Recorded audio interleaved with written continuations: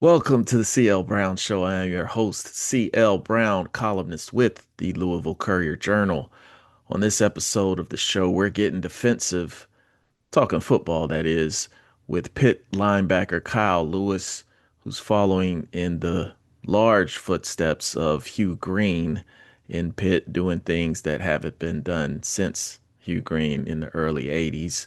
We're also talking with a pair of University of Louisville linebackers, TJ Quinn and Antonio Watts, talking about some changes they made for the upcoming season defensively and some of the players who might be filling in roles who you don't know of now, but you will know before the end of the year. But before we get into those interviews, let's slide into CL Sounds Off. I should say before I get into this subject matter, it's a little bit of a trigger warning because we're talking about security measures and we're talking about the WNBA. And some of you, probably a lot of you listening or watching on YouTube, have seen these incidents in the league where objects were thrown on the floor. These objects being sex toys, essentially, which are pretty much it's some kind of misogynist type message. I mean, it's ridiculous. It's utterly ridiculous. It's it's really getting under my skin. I can't say the words that I want to say, but it's so disrespectful. And whatever, I know there have been a couple arrests made here and there. Incidents have happened all over those: Atlanta, Chicago, New York, Phoenix. I know I'm leaving someplace out, but the thing I think has to happen, I think Adam Silver needs to step in representing the NBA because it's not just enough to say you're going to be banned from coming to a WNBA game for the rest of the year. The NBA needs to put its weight behind the WNBA and say, hey, if you're going to act up at these games, you're not welcome at our games either. And I'd even go one step further saying the actual arena itself. So this clown that threw something in Madison Square Garden needs to be like, you can't attend any event in the garden for the rest of the year. Put that person on that kind of list, and we'll see if we can't get things cleaned up here because it's disrespectful to the game. It's disrespectful to the women playing. It could potentially be dangerous if it strikes person who's not paying attention and not looking, which a couple of the times the suspects or whatever who threw things, it didn't reach the court. It actually hit spectators instead of reaching the court and causing delay in the game itself. Which again, this is a bunch of corny frat bro type movement. And I don't even I'm in a fraternity, so I don't even want to disparage frat brothers, but it's got to stop. And I hope that the punishments and these arrests that have been made, I hope eventually gets this to a point where this is the last we're really talking about it this summer. That's it for Sound Off. Well, let's jump into these interviews. Now I have joining me linebacker from Pitt, Kyle Lewis. Kyle, thank you for joining me on the podcast today. Just what are your thoughts going into this year after such a big sophomore season? I know you never saw Hugh Green play, but his name still rings out as one of the great all-time defenders in Pitt history. And you were the first sophomore All-American since Hugh Green back in the day. What does that make you feel like knowing that you're a part of that history, and how do you build off of that kind of a year? It's an honor to be in a category with somebody that's named Hugh Green. Everybody knows who Hugh Green is. So that definitely is a good thing. If I keep going down the right path, then I might have this, a legacy even better than Hugh Green. So that's definitely an honor. Definitely is blessed to be in the position I am now. But it ain't nothing but just keep working harder than I ever did before. Yeah. Now I have to ask you about the shark Yeah. and the canine. Where did that concept come from of the shark, and what's the story behind that? Always been a shark since like 2017. Like it always just been a motto of me. Especially like as a football player, my high school team, we was like we're called the Jaguars, but we just referred ourselves as the Shark. And like it definitely went viral throughout the state. And then we came here, and my brother Heem from Columbus, he was a Shark too. And then we like just saying like we gotta make this thing like global, like we gotta have the fans in the stands doing it and everything, and we made it happen. So this is like definitely just a token to represent like where I'm from, and K9, that's my name and my number, K9. That's what everybody called me. It referred to a dog, so I got that dog in me, and I'm still a big shark. No doubt, no doubt. So I have to ask you about Louisville. Last year, well, the series has always seemed like it's had close games, tight games. Two Yeah. years ago, you guys were on the winning end at home. Last year, Louisville won that game, and I think you pretty much ruined their season 2 years ago Yeah. because they had higher aspirations with trying to win the regular season title and everything like that. But how do you view that series with Louisville, and when you go into those games, what do you expect from a Louisville offense? Um, I don't really look too much into the series. I just look into how we're gonna beat them the next time, and their offense is definitely unique. They got an offense that's definitely built around being that type of defense. But we made a lot of switches with our defense this year, so it's definitely gonna be a big jump for them when we got them in a first big game home opener. What is it like being the defender that opposing offensive coordinators are always accounting for? Like you won't go into a game where they're not like, "Where's Kyle Lewis at?" when they're coming to the line to make their checks. I don't like it. I don't like it because I thought it was gonna be good. They're gonna, that's Kyle Lewis. We gotta target him. But now it's like they try to go somewhere where I'm not at. So I definitely just gotta keep my mind on it and like just make sure like the ball gonna come somewhere around you at some point. So I always just be ready for that. Yeah. What is it like playing in an NFL city in the same, using some of the same facilities as the Steelers do? It's great. And, yeah. It's actually crazy because I just keep forgetting like we're blessed to be in that situation. One time we in a weight room.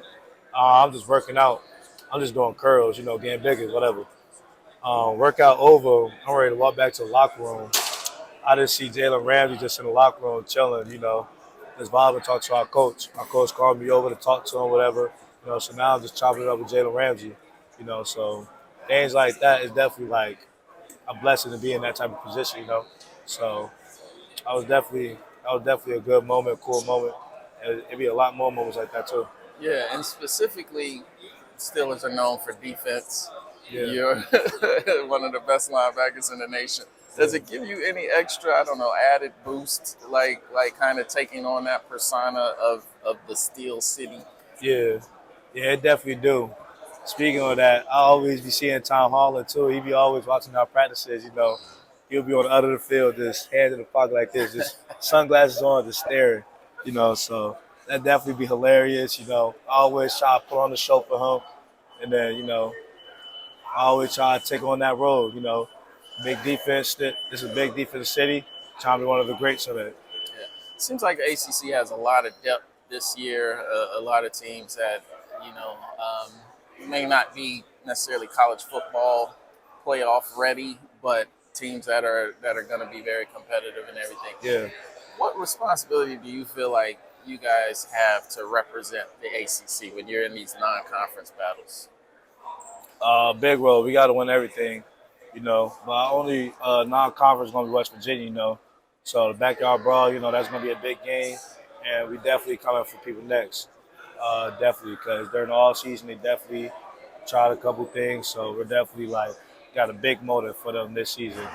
And the ACC, it's a conference that non-conference wise, like you might lose some, you might win some, but in conference, it's the hardest games to win. You don't know who what score going to be. Like it could be the number one going against the number 16th, and 16th is winning majority of the time. So, you definitely got to be on eye for that, and you can't ease up for no week.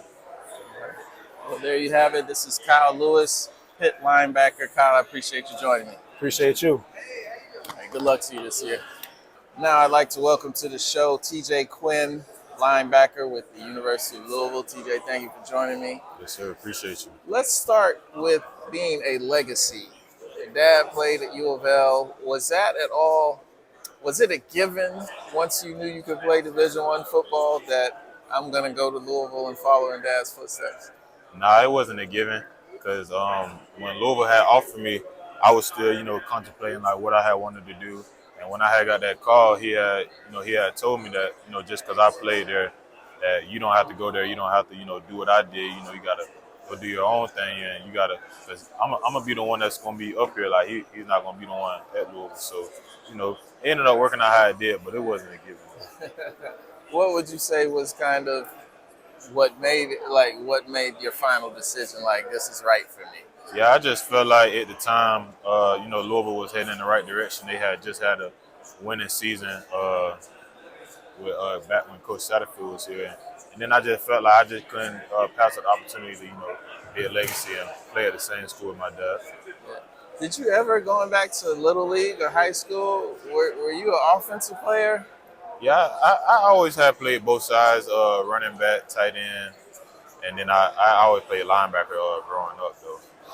Was that always kind of your favorite position, or were you just better at it?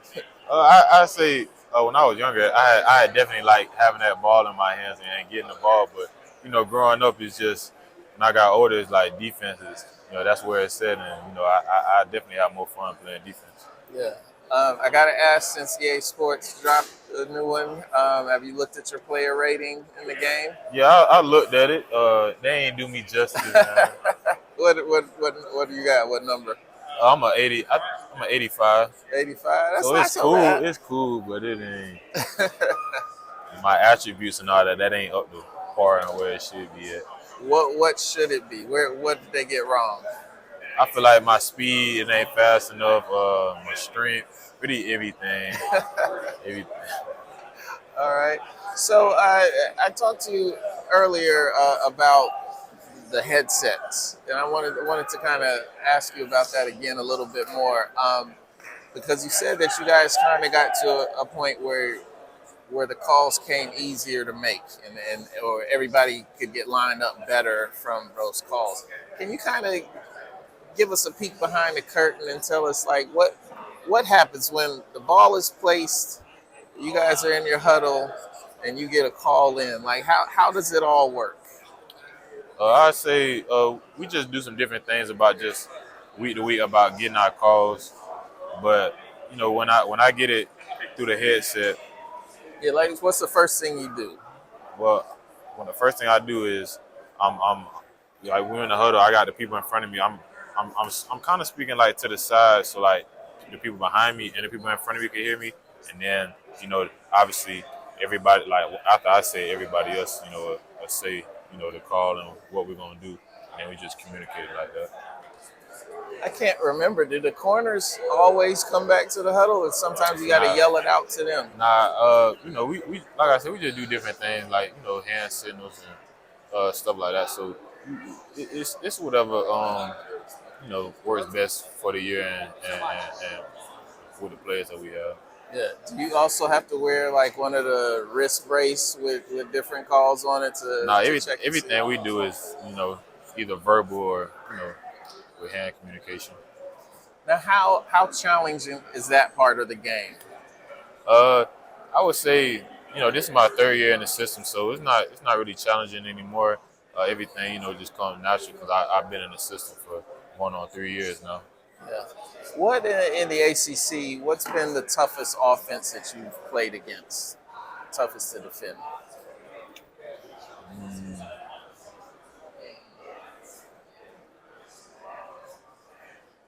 I'd say last year that Miami team did a lot of different stuff to us, and yeah, I say looking back on last year, that's probably the toughest team we faced. Yeah. And is there any one type of offense that you love playing against? Not naming a school, but just the type of offense that they run. I feel like when you play a team that has somebody at quarterback that's not as, you know, more like a pocket passer that make it easy. Cause like the quarterback is like one dimensional, so like you don't have to prepare for their legs and their arms. So that just makes it easier. Like if you just playing a pocket passer. Yeah. How much as a linebacker do you hate tempo offenses, or do you welcome that? I don't really mind it. You know, it's just you just have to have everybody on the same page and everybody know what they're doing. You just gotta get lined up fast, and as long as you get lined up and everybody got the call, we'll be good. Yeah. And given your experience at U of L in this system, how big of a role do you feel like you have as a leader this year on the defensive side? Yeah, my role this year is as big as it's ever been. The coach is putting a lot on me to go out there and be a leader and get everybody lined up and make sure that I'm communicating to everybody so everybody knows what they're doing. And if I've taken that on, I know that to get to where I want to go and where I want my team to go, like that's what I have to do. 2 years ago, you guys were here in Charlotte playing for the ACC championship game. What would it take to get back here this year? Just taking it one game at a time. It's a one-game season, and when you take it one game at a time and take it week by week and prepare it each week and come out with a win, we'll be back in Charlotte. What have you seen so far? I know it's not like you guys have done 11 on 11s yet, but from the transfer quarterback Miller Moss coming in. I like Miller. He offers us a lot because he's a leader. He's a great quarterback. He's able to do different things in our offense, and I feel like he's able to throw the ball anywhere on the field, distribute the ball. We got a nice running game behind him, so we'll be able to do different things on offense. Yeah, I was going to ask you about those running backs you have too. I bet you feel like it's a good thing they're on your side, but what makes Isaac Brown and Duke Watson so special? I feel like they two different running backs, and they give you just like a change of pace.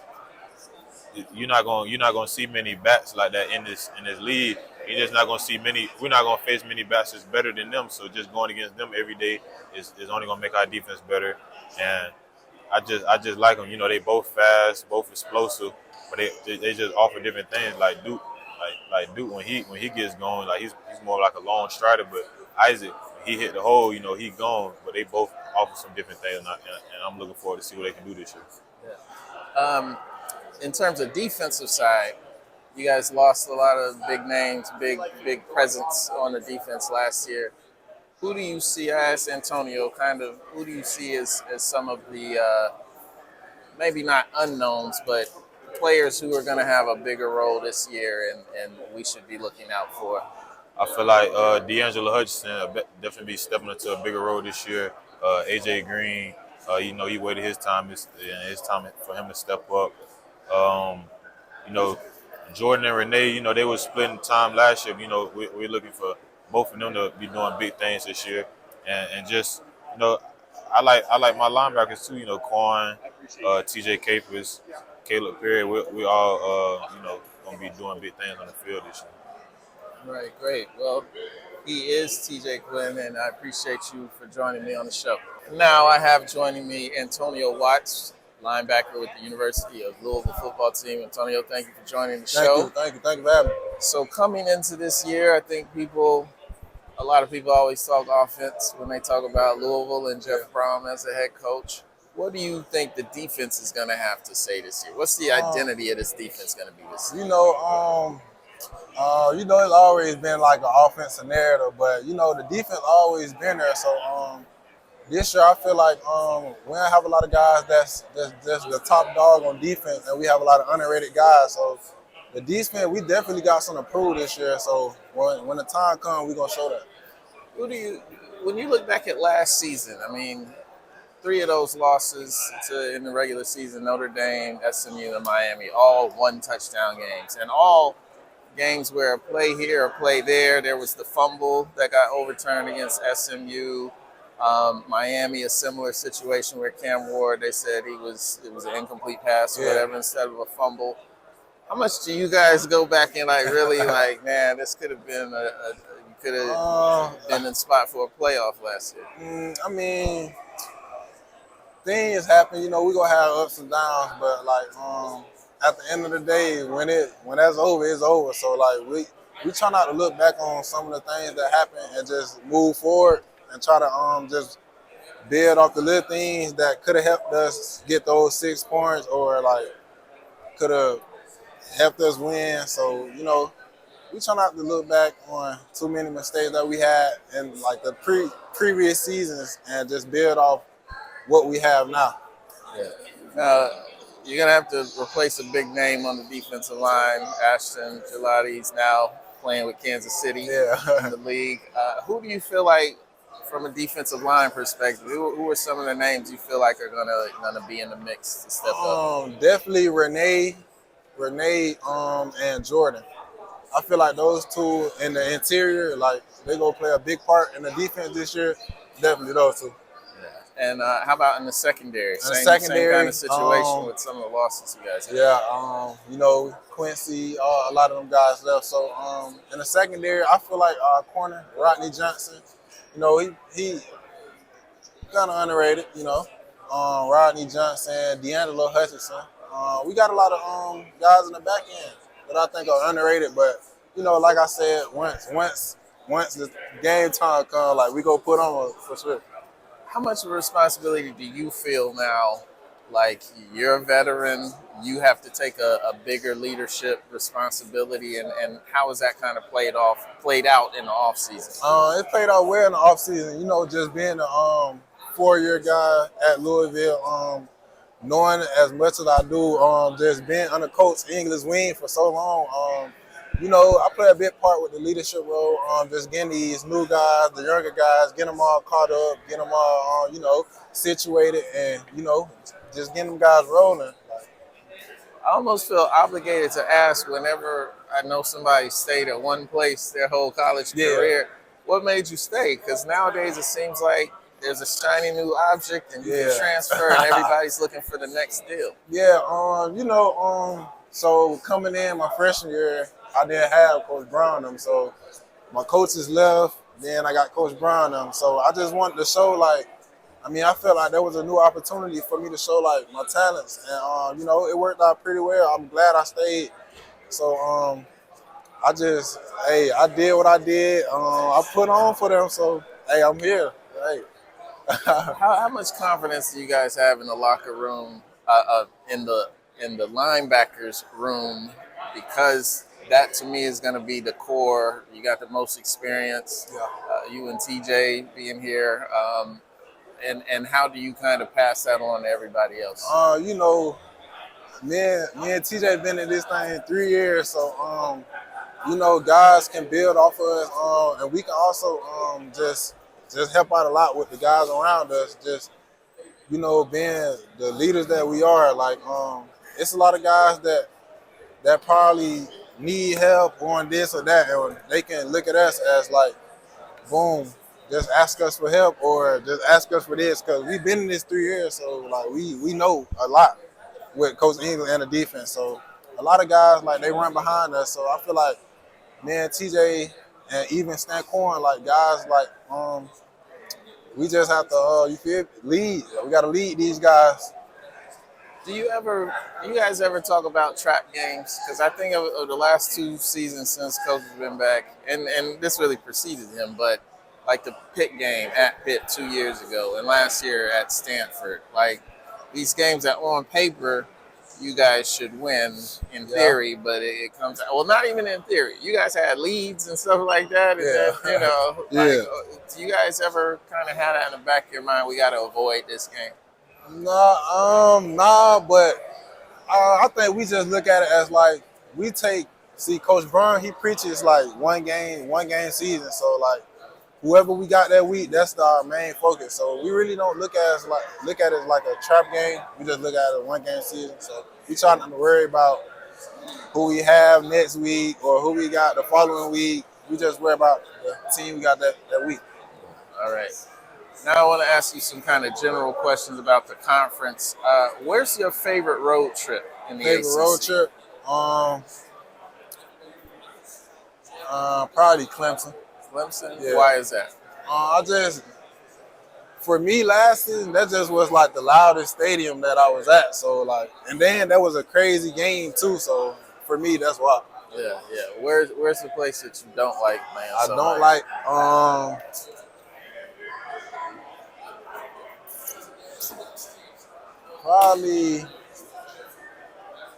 Probably Stanford. Stanford? Yeah, Because of the result, or just about because it was a pretty like a dead game. Like it wasn't. They ain't have as many fans. It was just a pretty dead game. Yeah. Has there been a trip you've been on where the opponent, it could be in or out of the league, but like you were impressed by their intro, like how they come onto the field? Do you even pay attention to that? Nah, not really. Okay. Not really. I don't pay attention. Have you played at Virginia Tech yet? Virginia Tech. No, I never played at Virginia Tech. Okay. Never Because played at that was one place. When they play that Enter Yeah. Sandman, it get kind of hype. For real? Yeah. Nah, I never played at Virginia Tech. That's crazy. Okay. Is there any game that you are particularly looking forward to for personal or team reasons on the schedule this year? Nah, not really. I'm just hoping that we have a great season and get as many wins as possible. I'll leave you out on this. What would it mean for Louisville to get back to the ACC championship game this year?